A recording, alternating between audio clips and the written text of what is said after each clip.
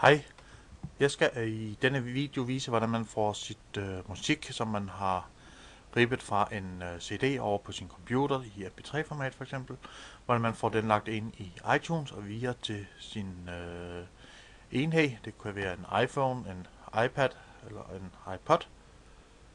Vi skal starte med at have musikken lagt ind i iTunes. Vi går op og vælger filer, og så siger vi add file to library, eller add folder to library. I den danske version, der er det tilføje fil til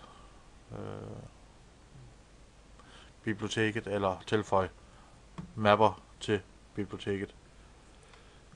Jeg vil have hele albumet ind, så jeg siger add folder to library. Jeg går så hen og finder, hvor jeg har min musik liggende, og siger så, at jeg vil have den mappe, der her Agner Sobel, lagt ind, så jeg vælger det er den mappe og siger select a folder. Herefter går iTunes i gang med at hente musikken ind, og den henter så efterfølgende også albumcoveret ind. Albumcoveret er blevet hentet ud på nettet i nogle forskellige databaser, og det er baseret på oplysningerne i mp3-filerne. Nu har vi så fået musikken ind i iTunes og kan afspille den i iTunes, men vi vil gerne have den via over på vores enhed, så jeg går hen og skal have oprettet en playliste. Al musik vi skal have på vores enhed foregår ved hjælp af playlist eller spillelister. Så jeg går op og siger fil og ny spilleliste, og jeg giver den et navn. Det kunne fx være on iPhone.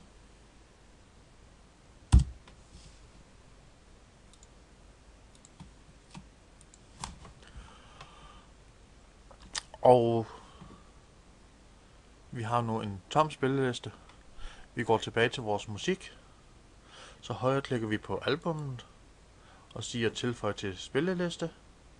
Og jeg vælger spillelisten on iPhone. Nu kan vi så gå ned på spillelisten, og vi kan se, at musikken er blevet tilføjet. Så går vi over på vores enhed og vælger musik. Her vælger vi så, at musikken skal synkroniseres. Vi kan vælge, at den tager hele musikbiblioteket, eller udvalgte spillelister, kunstnere, album og genre.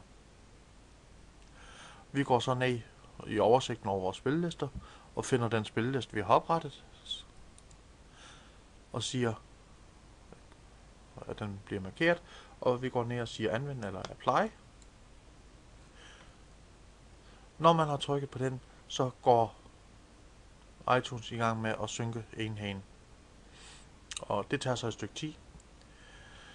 Man kan have en spilleliste, hvor man lægger alt det musik, man ønsker at have på sin enhed, eller man kan lave flere spillelister, og så kan man vælge til og fra.